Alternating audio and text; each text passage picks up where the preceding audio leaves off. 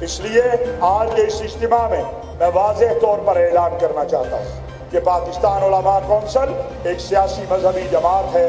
ہمارے تمام منسلک مدارس اور اتحاد تنظیمات مدارس اور وفاق المساجد والمدارس اس کا فیصلہ ہے کہ ہم اپنے طلباء کو قطعی طور پر کسی مارچ کا حصہ نہیں بنائیں گے. مدرسے کا ہم نے کل بھی دفاع کیا ہے، آج بھی کریں گے. جبر کے دور میں بھی کیا ہے، اب بھی کریں گے. مدرسے کے لیے یہ سال تو بزدار کا شہباز شریف کے 10 سالوں سے بہتر ہے. یہ دھرنے کے بعد نواز شریف صاحب نے استعفیٰ دے دیا تھا. اگر 126 دن کے دھرنے پر نواز شریف صاحب نے استعفیٰ نہیں دیا تھا اور مولانا صاحب ان کی پشت پر کھڑے تھے کہ دھرنوں کی وجہ سے استعفیٰ نہیں ہونا چاہیے، تو پھر آج بھی عمران خان صاحب کو استعفیٰ نہیں دینا چاہیے اور نہ ہی عمران خان استعفیٰ دے گا. عمران خان الیکٹڈ نمائندہ ہے. ہر الیکشن میں کہتے ہیں دھاندلی ہوئی ہے. عمران خان کہتا تھا نواز شریف دھاندلی سے آیا، نواز شریف کہتا تھا بے نظیر دھاندلی سے آئی، بے نظیر کہتی تھی اور نواز شریف کہتا تھا جمالی صاحب دھاندلی سے آئے.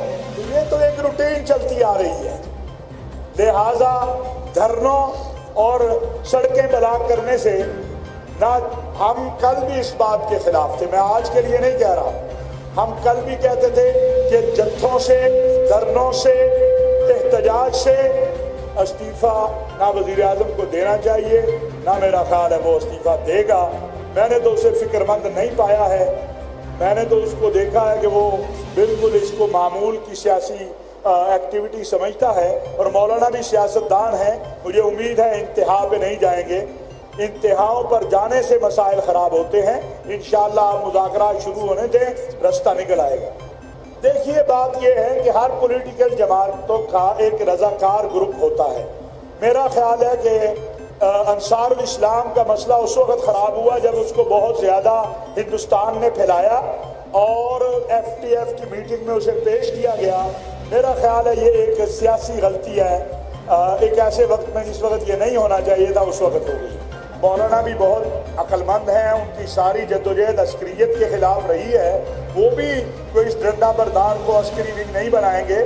اور اگر کوئی امن سے کھیلے گا تو میرے ملک کی سلامتی کے ادارے اتنے مضبوط ہیں، ان کا ڈنڈا سب سے زیادہ مضبوط ہے. پولیس کا ڈنڈا، قانون نافذ کرنے والوں اداروں کا ڈنڈا، وہ سب سے زیادہ مضبوط ہے. یہ باقی ڈنڈے تو صرف اپنے ساتھیوں کو نظم میں رکھنے کے لیے ہوتے ہیں، فکر نہ کریں.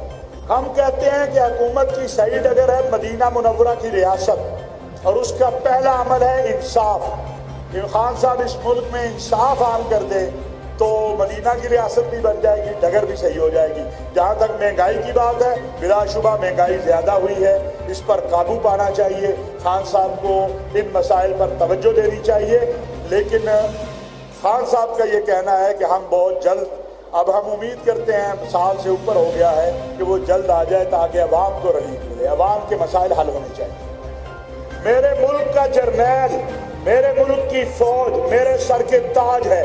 جو پاکستان کی فوج کو، کوئی بھی ہو، پاکستان کی فوج کو، پاکستان کے سلامتی کے اداروں کو، پاکستان کی فوج کی قیادت کو مطعون کرتا ہے، وہ اسرائیل اور ہندوستان کو تو خوش کر سکتا ہے، پاکستان کی قوم کو اور عالم اسلام کو خوش نہیں کر سکتا.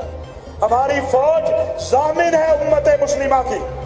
ہماری فوج اگر نہ ہوتی تو آج شام اور عراق کے حالات یہاں ہوتے. اس فوج کی وجہ سے یہاں امن قائم ہے.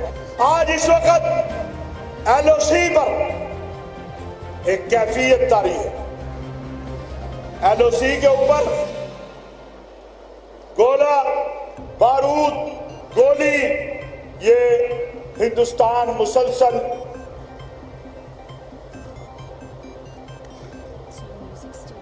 فائرنگ کر رہا ہے، جارحیت کر رہا ہے.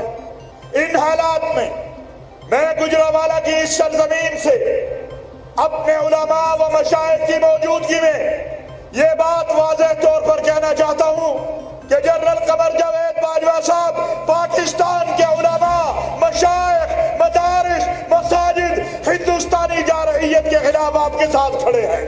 پاکستان علماء کونسل کا کسی سے اختلاف نہیں.